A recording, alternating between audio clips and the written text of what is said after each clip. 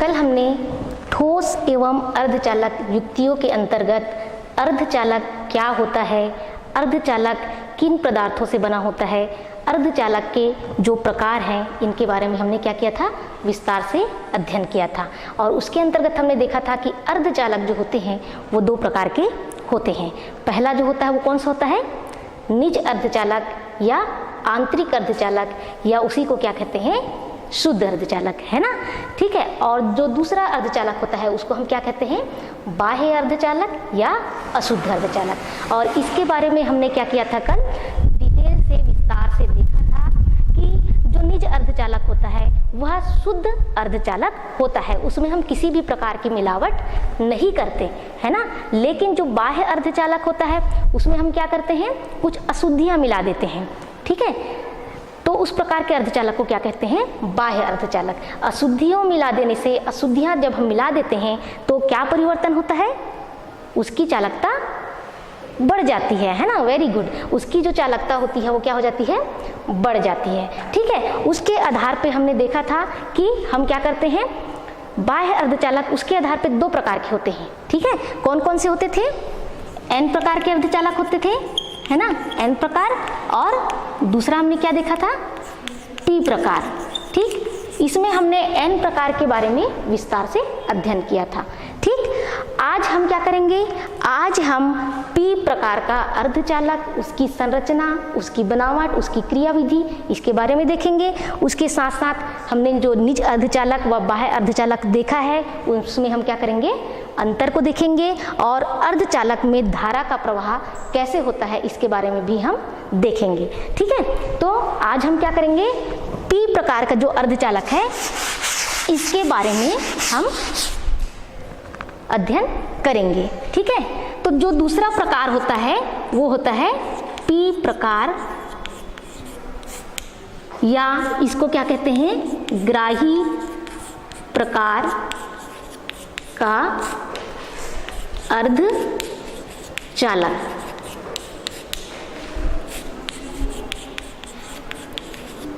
ठीक है।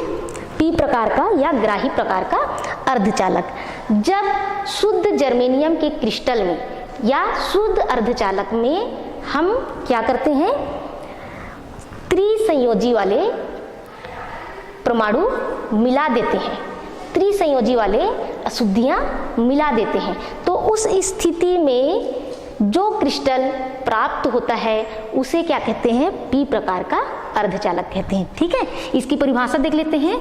जब क्या करते हैं, जब शुद्ध जर्मेनियम के क्रिस्टल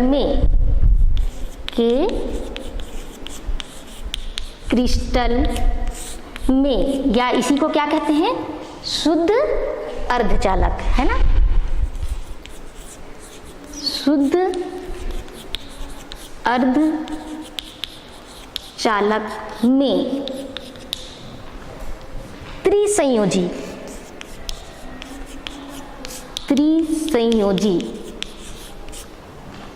वाले परमाणु, है ना, त्रिसंयोजी परमाणु,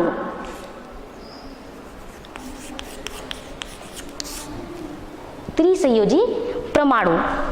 उदाहरण के लिए क्या क्या होता है, वेरी गुड, क्या होता है, बोरान, है ना, बोरान और एल्यूमिनियम, और क्या होता है, इंडियम, है ना। इनके अंतिम कोश में कितने इलेक्ट्रॉन होते हैं,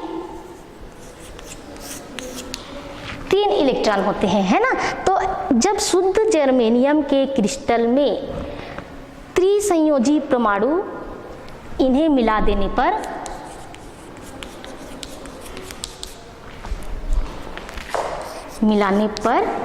जो क्रिस्टल या जो अर्धचालक हमको प्राप्त होता है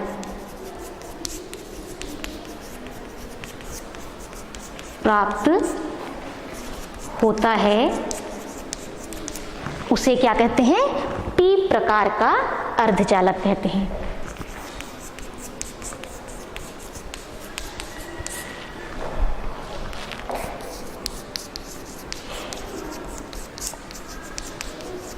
ठीक है।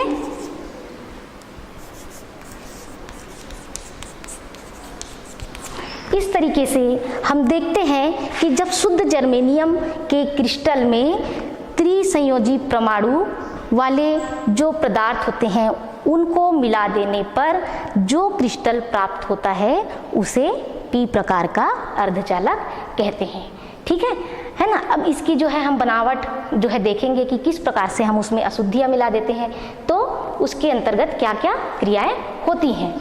ठीक, शुद्ध जो पदार्थ है हमारे पास वो क्या है बताइए, जर्मेनियम है ना।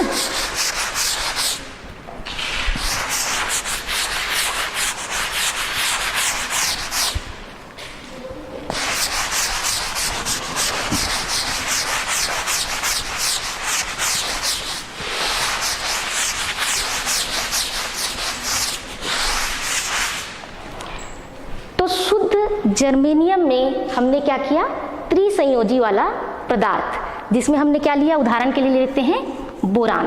बोरान के अंतिम कक्ष में कितना इलेक्ट्रॉन होगा, वेरी गुड, कितने इलेक्ट्रॉन होंगे, 3 इलेक्ट्रॉन।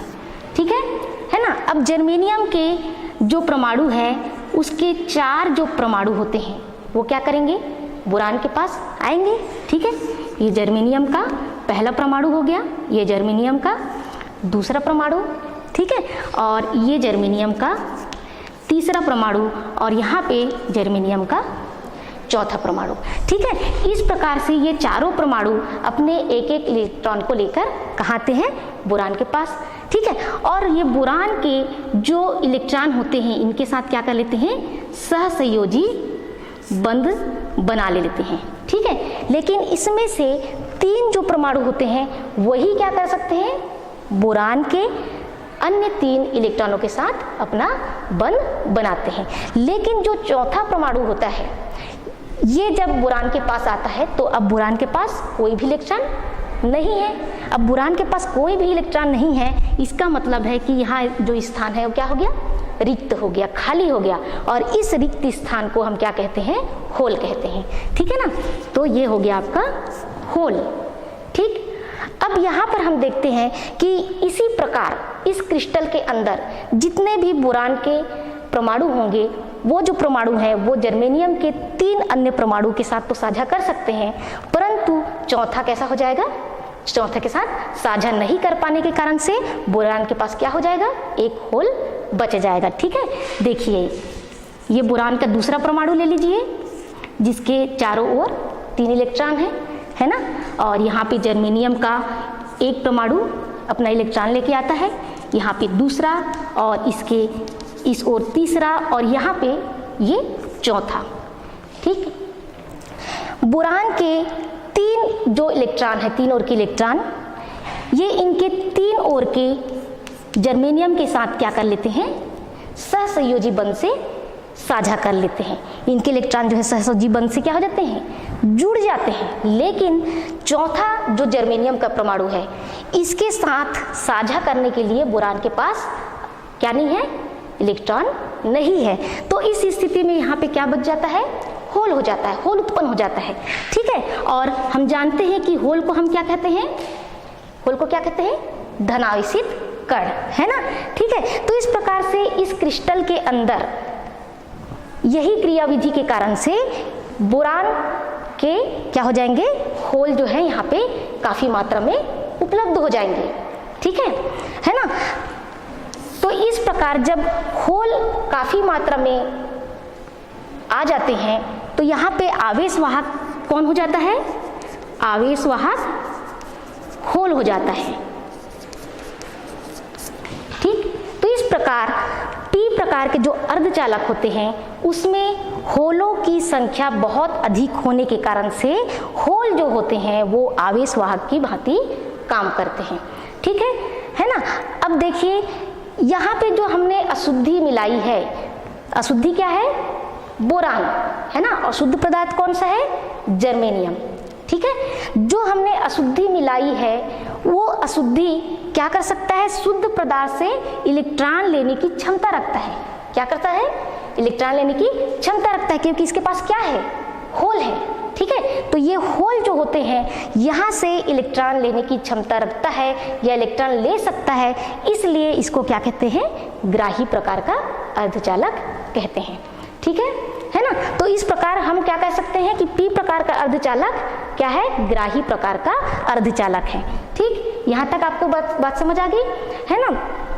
अब इसके अंदर क्या क्रियाविधि होती है, ठीक। ये जो बोरान का जो होल है ये क्या करने का प्रयास करता है, ये जो है इलेक्ट्रॉन ग्रहण करने का प्रयास करता है, ठीक। इसको इलेक्ट्रॉन ग्रहण करने के प्रयास के कारण से यहाँ का जो उसके बगल में जो बंध बना होता है ये क्या हो जाता है, ब्रेक हो जाता है, ठीक है, क्योंकि ये क्या चाहता है, इलेक्ट्रॉन ग्रहण करना चाहता है। तो इसके समीप का जो बंध होता है वो ब्रेक हो जाता है, टूट जाता है, और वहाँ का जो इलेक्ट्रॉन होता है वो कहाँ पे आ जाता है, इस होल में आ जाता है। इलेक्ट्रॉन जो है कहाँ जाता है, होल में आ जाता है, जिसके कारण से चूंकि यहाँ से इलेक्ट्रॉन क्या किया, यहाँ से निकल करके इस होल में आ गया, तो इस जगह में क्या उत्पन्न हो जाएगा, इस जगह में होल उत्पन्न हो जाएगा, ठीक है, क्लियर है, समझ आया है ना। तो यहाँ पर क्या हो जाता है, होल उत्पन्न हो जाता है। अब जब यहाँ पे होल उत्पन्न हो जाता है तो ये क्या करेगा, ये पुनः इलेक्ट्रॉन प्राप्त करने का प्रयास करेगा।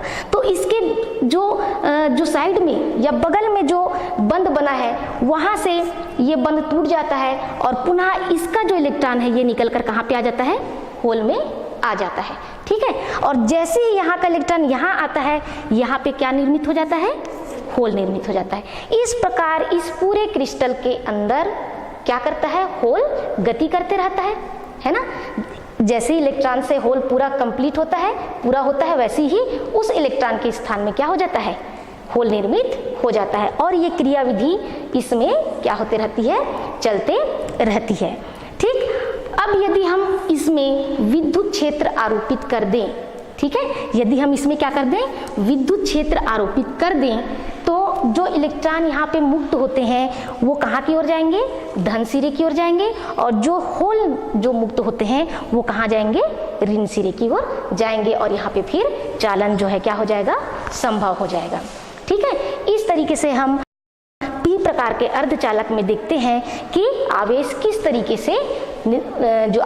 तरीके से उत्पन्न होते हैं, और किस तरीके से जब हम विद्युत क्षेत्र आरोपित करते हैं तो ये आवेश, एक जो सिरा है, ऋण सिरा है, उधर इलेक्ट्रॉन जाने लगते हैं, और धन सिरा वहाँ पे जो होल होते हैं वो आने लगते हैं, ठीक है। यहाँ पे हम देखते हैं कि जब इसको ऊष्मीय प्रक्षोभ दिया जाता है तो बहुत सारे जो बंध बने होते हैं वो क्या हो जाते हैं, ब्रेक हो जाते हैं, टूट जाते हैं, है ना।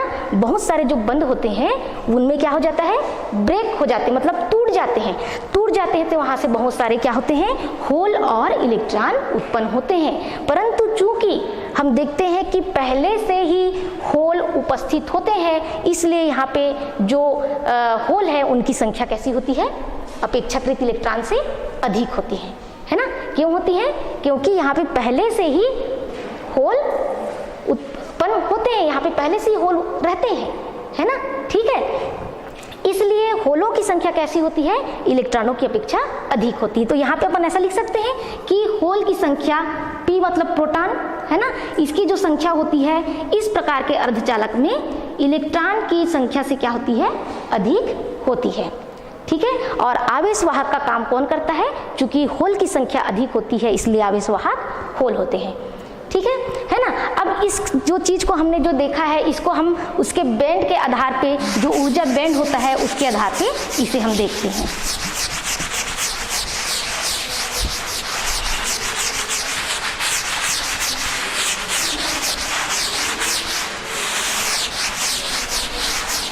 तो कल हमने आपको बताया था कि क्या होता है, एक जो होता है नीचे, ये कौन सा बैंड होता है, संयोजकता बैंड,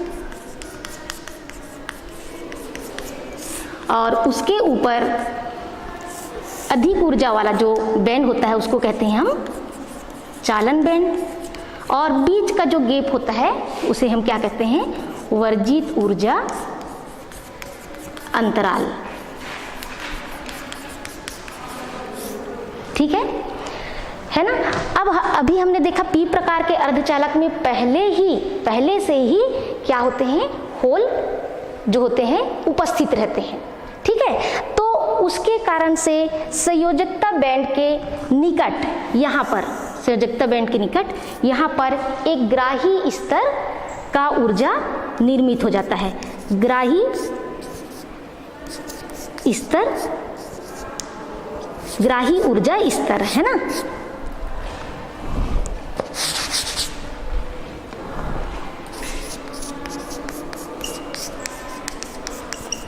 ठीक है ना।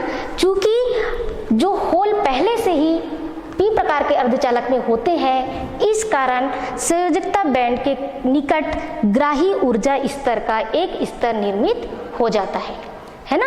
अब आपको मालूम है कि संयोजकता बैंड में इलेक्ट्रॉन से संयोजकता बैंड भरे होते हैं, ठीक है। यहाँ से जो इलेक्ट्रॉन होते हैं, जब इसको ऊष्मीय प्रक्षोभ मिलता है तो वो कहाँ चले जाते हैं, इन ग्राही ऊर्जा स्तरों में चले जाते हैं, ठीक है।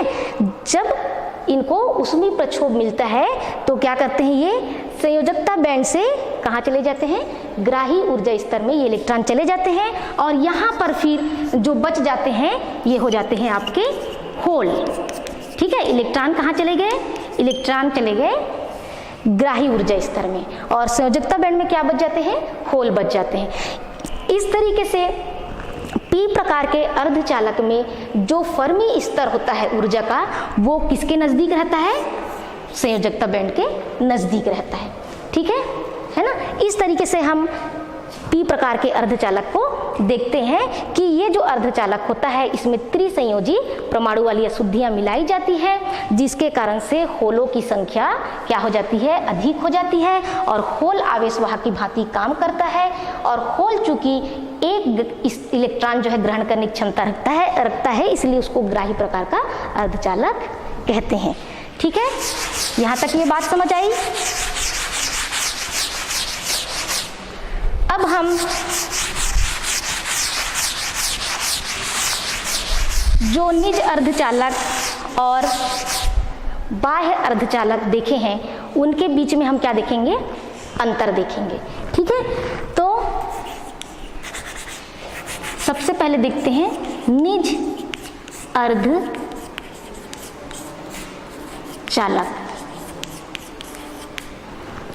निज अर्धचालक, और किसके बीच में, बाह्य अर्धचालक, इनके बीच में हम क्या देखें, अंतर। तो निज अर्धचालक किसे कहते हैं या बाह्य अर्धचालक किसे कहते हैं, ये क्या बनेगा, पहला अंतर। हमने देखा है कि निज अर्धचालक शुद्ध जो पदार्थ होता है, शुद्ध जो क्रिस्टल होता है, वो निज अर्धचालक कहलाता है ना। शुद्ध अर्धचालक से बने क्रिस्टल को क्या कहते हैं, निज अर्धचालक कहते हैं, यानी इसमें किसी प्रकार की हम अशुद्धियों का प्रयोग नहीं करते।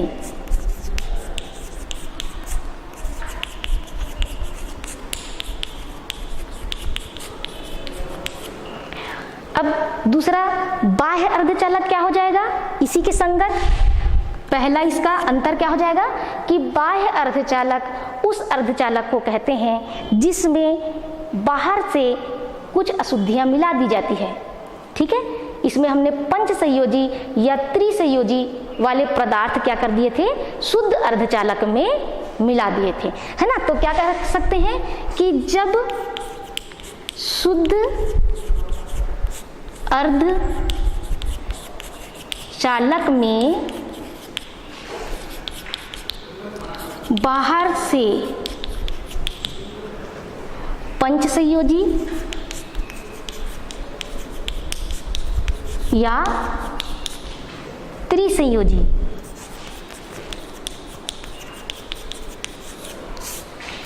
परमाणु वाले पदार्थ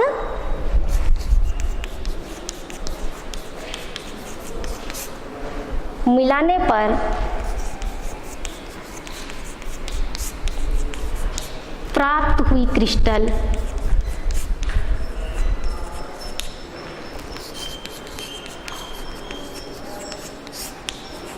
प्राप्त हुई क्रिस्टल को क्या कहते हैं? बाह्य अर्धचालक कहते हैं।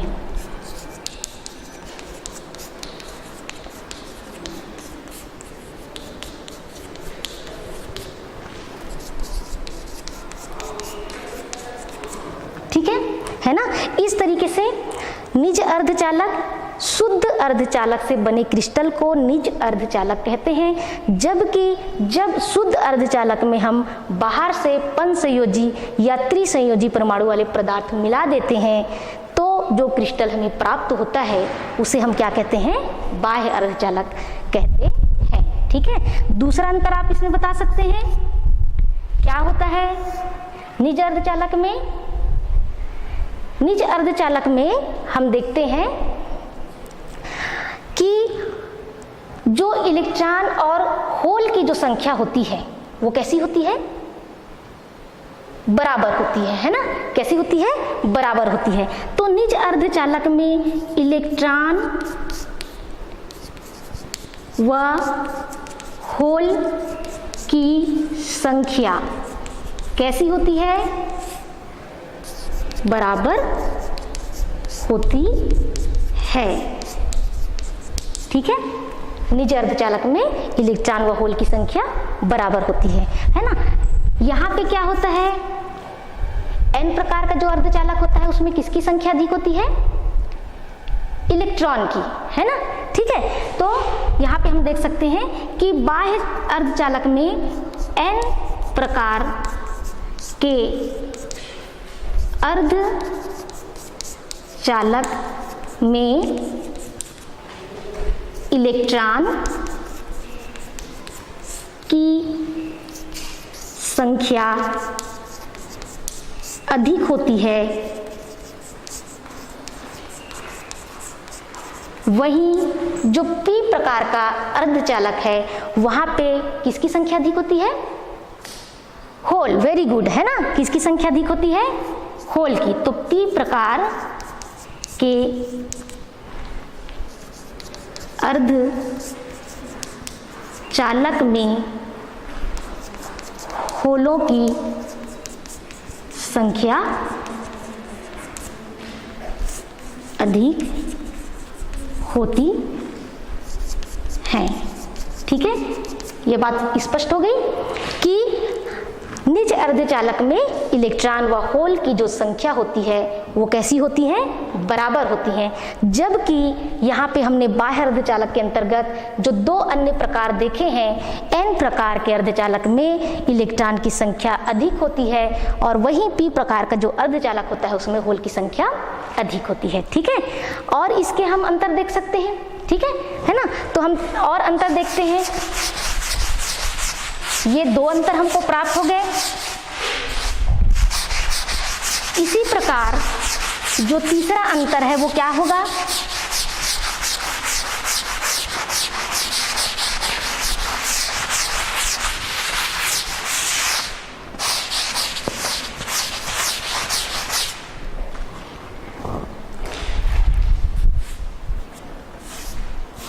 इसी प्रकार हम निज अर्धचालक के तीसरा अंतर देख सकते हैं कि निज अर्धचालक में जो फर्मी स्तर होता है वो जो है क्या होता है? फर्मी स्तर जो होता है वह बीच में होता है ना? जो आपका जो चालन बैंड होता है और संयोजकता बैंड होता है उसके बीच में वह होता है।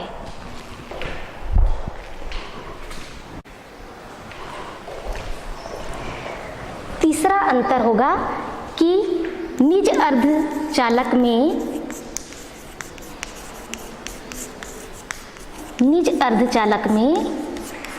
फर्मी स्तर जो होता है वो कहाँ पे होता है? वर्जित फर्मी स्तर कहाँ पे होता है? संयोजकता बैंड और चालन बैंड के केंद्र पर, है ना? मध्य पर।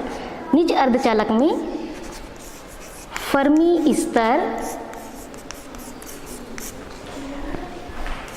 संयोजकता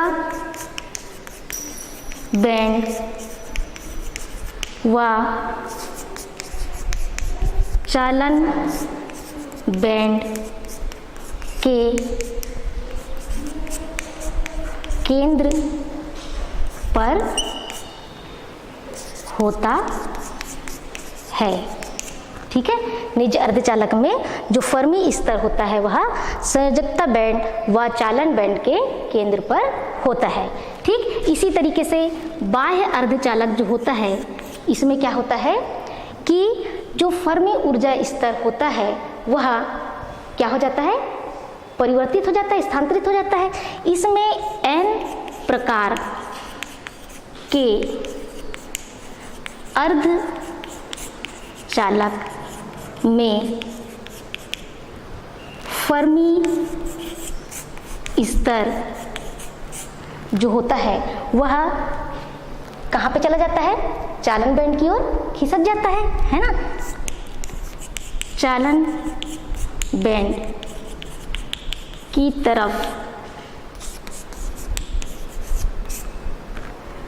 चला जाता है। वहीं P प्रकार का जो अर्धचालक होता है वहां पे फर्मी ऊर्जा स्तर कहां पे आ जाता है, संयोजकता बैंड की ओर। P प्रकार के अर्धचालक में फर्मी ऊर्जा स्तर या फर्मी स्तर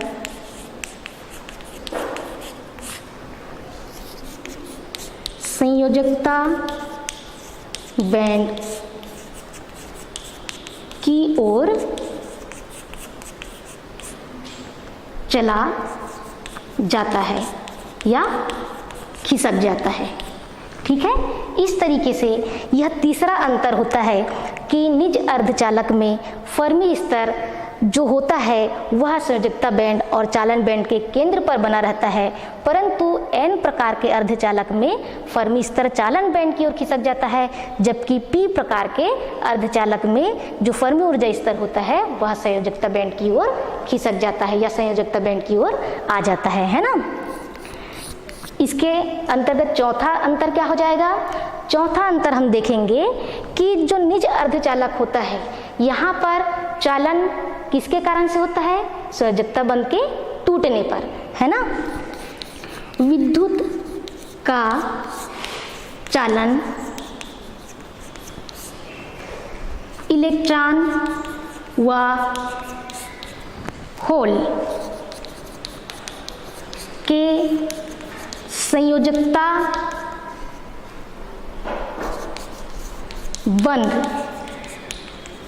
के टूटने पर क्या होता है, विद्युत का चालन होता है ना।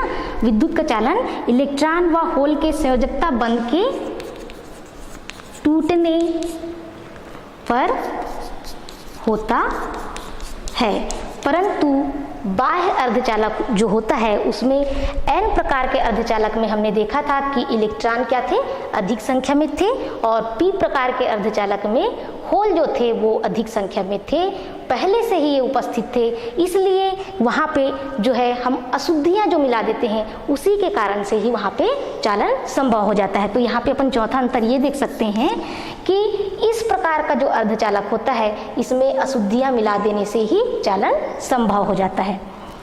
तो क्या होगा, बाह्य अर्धचालक में अशुद्धियों को मिला देने से, अशुद्धियों को मिला देने पर विद्युत का चालन संभव होता है। ठीक है, इस प्रकार से हमने इनके बीच में चार अंतरों का विस्तार से अध्ययन किया। ठीक, ये आपके को समझ आया, ठीक है, स्पष्ट हो गया। तो इस तरीके से निज अर्धचालक और बाह्य अर्धचालक में ये चार अंतर पाया जाता है। ठीक है, अब इसके बाद हम क्या देखेंगे, हम देखेंगे कि जो p प्रकार का जो अर्धचालक होता है और n प्रकार का जो अर्धचालक होता है उनके बीच में क्या क्या अंतर पाई जाती हैं। ठीक है,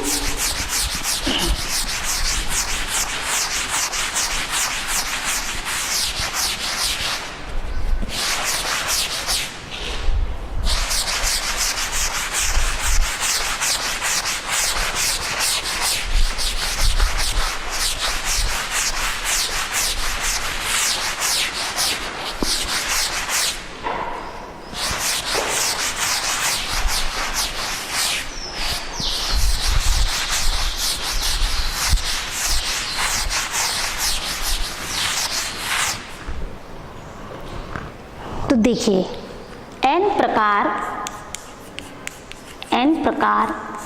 का अर्धचालक,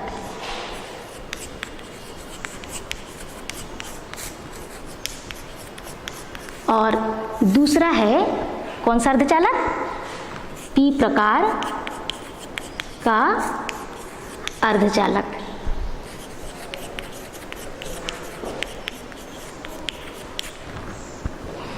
इसमें आप अंतर बता सकते हैं क्या होता है। n प्रकार के अर्धचालक में किसकी संख्या अधिक होती है? हाँ, किसकी संख्या अधिक होती है? इलेक्ट्रॉन की संख्या, है ना, वेरी गुड। तो n प्रकार का जो अर्धचालक होता है इसमें इलेक्ट्रॉन की संख्या अधिक होती है। इसको हम लिख सकते हैं, इलेक्ट्रॉन की संख्या अधिक होती है, ठीक है। दूसरा p प्रकार का जो अर्धचालक हम देख रहे हैं इसमें क्या हो जाएगा, इसमें किसकी संख्या अधिक होती है? होलों की संख्या अधिक होती है ना, या धन कणों की संख्या अधिक होती है। तो यहाँ पे आप लिख सकते हैं, बता सकते हैं कि होलों की संख्या, या लिख सकते हैं धन कणों की संख्या की अधिकता होती है, ठीक है। सेकेंड अंतर हम क्या देख सकते हैं? सेकेंड अंतर हम इसकी परिभाषा को देख सकते हैं कि n प्रकार का अर्धचालक किस प्रकार से बनता है, कैसे निर्मित होता है। जब शुद्ध जर्मेनियम के क्रिस्टल में क्या किया जाता है, पंच संयोजी वाले परमाणु वाले पदार्थ को मिला दिया जाता है, तब n प्रकार का अर्धचालक बनता है, ठीक है। तो इसको लिख सकते हैं कि जब शुद्ध जर्मेनियम के क्रिस्टल में क्या कर दिया जाता है, पंच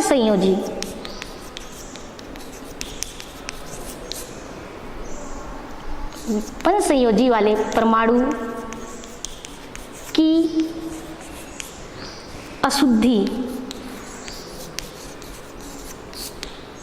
अशुद्धियां मिलाने पर n प्रकार का अर्धचालक प्राप्त होता है। आपने देखा है कि ये पंच संयोजी वाले जो होते हैं एंटीमनी, है ना। यहाँ पर आप देख सकते हैं क्या हो जाएगा यहाँ पर कि जब शुद्ध जर्मेनियम के क्रिस्टल में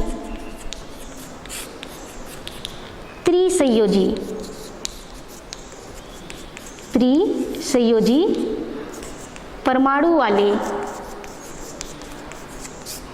अशुद्धियां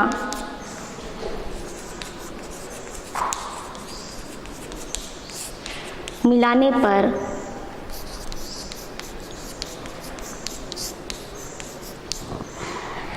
क्या हो जाएगा, p प्रकार का अर्धचालक प्राप्त हो जाएगा। इसमें हम इसके तीसरे अंतर में क्या कर सकते हैं, इनके उदाहरणों को दे सकते हैं। जैसे कि यहाँ पे हमने क्या देखा था, उदाहरण क्या था इसका, एंटी मनी, है ना। इसका उदाहरण हमने क्या देखा था, एंटी मनी देखा था। और इसका जो उदाहरण था वो क्या देखा था हमने, बोरान, वेरी गुड, है ना। तो इसका उदाहरण हो जाएगा बोरान, ठीक। इसके उपरांत इसके और क्या अंतर हो सकते हैं, ठीक है। यहाँ पर क्या अंतर हो सकता है, और n प्रकार के अर्धचालक और p प्रकार के जो अर्धचालक होते हैं इसमें जो है, जो फर्मी स्तर होता है, हमने देखा था कि फर्मी स्तर कहाँ चला जाता है, n प्रकार में चालन बैंड की ओर चला जाता है, ठीक है ना। तो यहाँ पर क्या हो जाएगा कि फर्मी ऊर्जा स्तर चालन बैंड की ओर खिसक जाता है,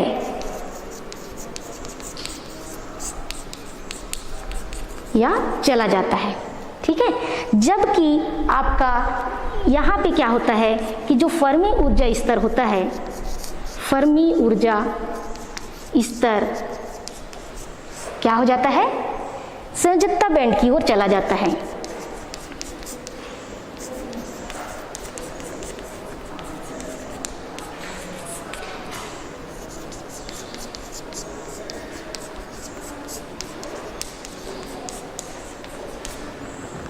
ठीक है।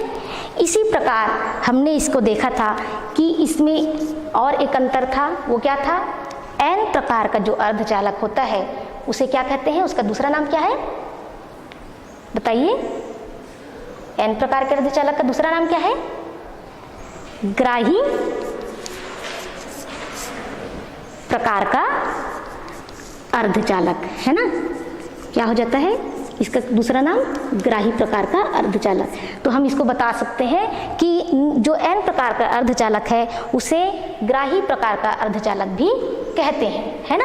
और यहाँ पे क्या हो जाएगा, हाँ यहाँ पे वेरी गुड, है ना, क्या हो जाएगा, इसको क्या कहते हैं, पी प्रकार का जो अर्धचालक है इसे हम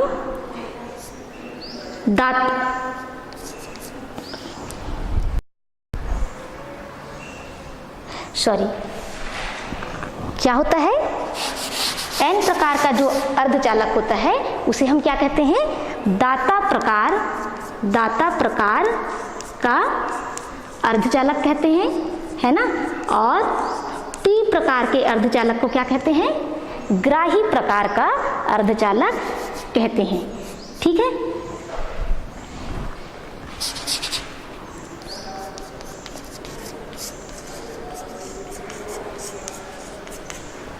इस प्रकार हम देखते हैं कि एन प्रकार के अर्धचालक और पी प्रकार के अर्धचालक में ये निम्न बिंदुओं के अंतर्गत अंतर पाया जाता है। ठीक है, यहाँ तक स्पष्ट हो गया, इन दोनों के बीच में अंतर समझ आ गया। अब इसके पश्चात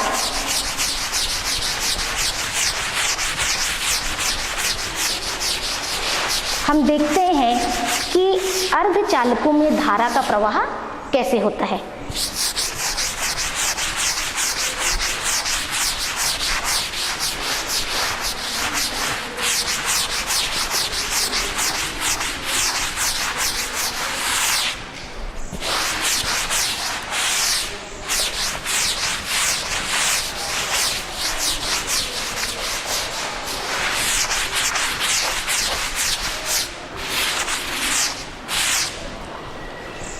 ठीक है, तो जो अर्धचालक होते हैं उसमें धारा का प्रवाह कैसे होता है। अर्धचालकों में धारा का प्रवाह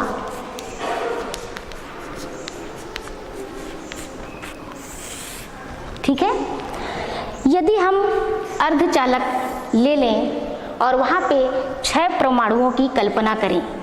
ये अंदर में आपको मालूम है कि क्या होता है, परमाणु के अंदर में नाभिक में प्रोटॉन होते हैं और उसके चारों ओर इन कक्षाओं में इलेक्ट्रॉन घूमते रहते हैं। ठीक है, तो यहाँ पे हम पहला परमाणु ले लेते हैं, उसी तरीके से यहाँ दूसरा परमाणु और ये तीसरा परमाणु, इसी तरीके से चौथा और पांचवा परमाणु और छठवां परमाणु हम लेते हैं।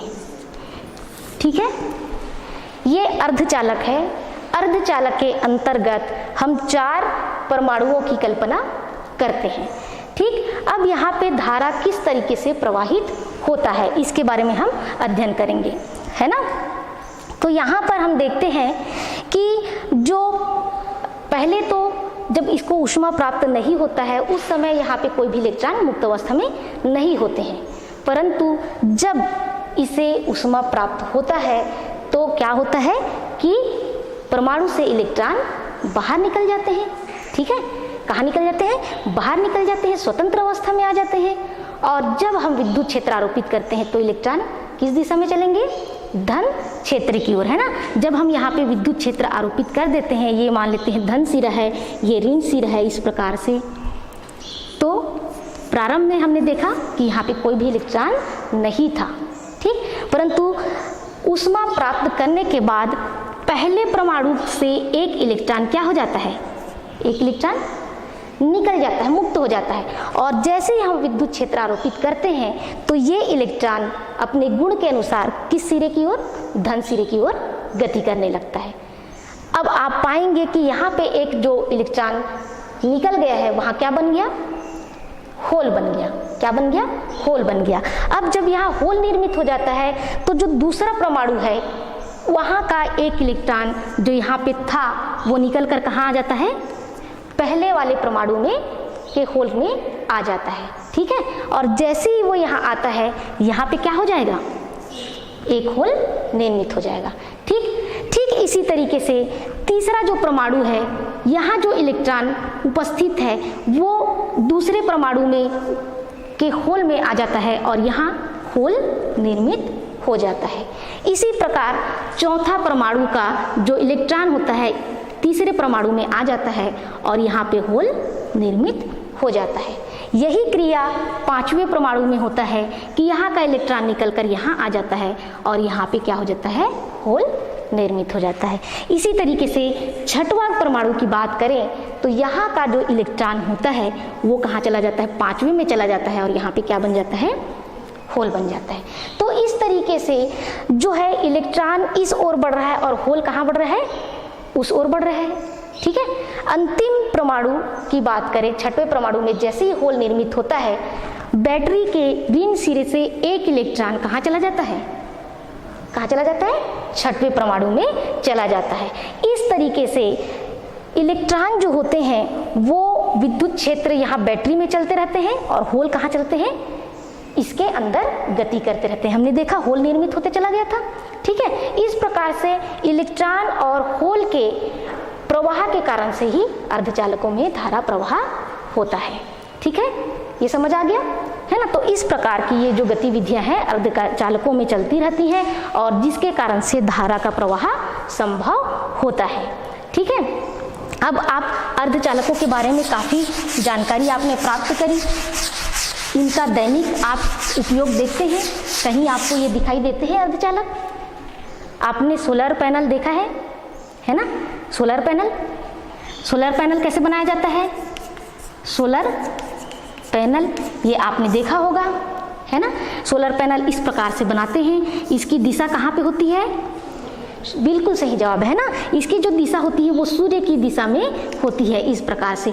और यहाँ पे काफ़ी इस प्रकार से छोटे छोटे ऐसे क्या बने होते हैं, प्लेट बने होते हैं। ठीक, ये प्लेट किसके बने होते हैं, क्या आप बता सकते हैं ये प्लेट किसके बने होते हैं, किनसे, बिल्कुल सही जवाब, अर्धचालकों से ये बने होते हैं। ठीक है ना, और ये जो अर्धचालक होते हैं है ना, इस पर जब सूर्य की किरणें पड़ती हैं तब ये अर्धचालक में से इलेक्ट्रॉन और होलों का प्रभाव होता है और ये जो इलेक्ट्रॉन और होल जब प्रवाहित होते हैं तो इसी से क्या उत्पन्न होता है, धारा उत्पन्न होता है या विद्युत उत्पन्न होता है। और इस विद्युत को हम बैटरी में क्या करते हैं, संचित करके रखते हैं, जिनका उपयोग हम कई प्रकार से कर सकते हैं। जैसे कहाँ पे किया जाता है इनका उपयोग, कई जो ग्रामीण क्षेत्र जो होते हैं वहाँ पर विद्युत प्राप्त करना मुश्किल होता है। ऐसे स्थिति में सोलर पैनल का प्रयोग करके वहाँ विद्युत की प्राप्ति की जा सकती है ना। साथ ही साथ रेडियो, टीवी, दूरदर्शन इनका आपको सही संचालन करना है तो इसके लिए भी हमको विद्युत की आवश्यकता है। तो यहाँ पे हम क्या कर सकते हैं, सोलर पैनल से विद्युत प्राप्त करके इनका भी हम संचालन कर सकते हैं। इसी प्रकार इस प्रश्न का आपको उत्तर जो है मालूम हो सकता है कि जब अंतरिक्ष यात्री कहाँ जाते हैं, अंतरिक्ष में जाते हैं या जो उपग्रह, कृत्रिम उपग्रह बने होते हैं उनको अंतरिक्ष में भेजा जाता है तो वहाँ पे विद्युत की व्यवस्था किस माध्यम से होती है, क्या आप इस बारे में जान सकते हैं, उत्तर दे सकते हैं, बताइए कैसी व्यवस्था होती होगी वहाँ। इन्हीं सोलर पैनलों के माध्यम से वहाँ पे विद्युत की पूर्ति होती है। वहाँ पे विद्युत कैसे प्राप्त किया जा सकता है ना, तो इन सोलर पैनल के माध्यम से ही वहाँ पे जो कृत्रिम उपग्रह होते हैं या अंतरिक्ष यात्री होते हैं वे विद्युत को प्राप्त कर सकते हैं। ठीक है। इसी तरीके से आप देख सकते हो कि जो हम देखते हैं कि हमारे बॉम्बे के जो हैं वहाँ पे क्या निकाला जाता है, तेल निकाला जाता है कुओं से, है ना, जो पेट्रोल हो गया, डीजल हो गया, है ना, ये निकाला जाता है। तो ये जब तट से काफ़ी दूर होते हैं, ऐसी स्थिति में वहाँ के कुओं से जब हमको तेल निकालना रहता है तो विद्युत कहाँ से प्राप्त करें, तो उसके लिए भी इसी सोलर पैनल का प्रयोग करके विद्युत की प्राप्ति की जाती है और कुओं से तेल निकाला जाता है। ठीक है, तो इस प्रकार से ये जो है सोलर पैनल काम करता है, जिसमें क्या लगा होता है, जिसके बारे में हमने अभी अध्ययन किया, अर्धचालक लगा होता है। ठीक है, तो ये आपका यहीं पे जो है हम इसका अध्ययन जो किए इसके विषय में, और कल जो है हम और भी इसके विषय में काफ़ी अध्ययन करेंगे विस्तार से। धन्यवाद।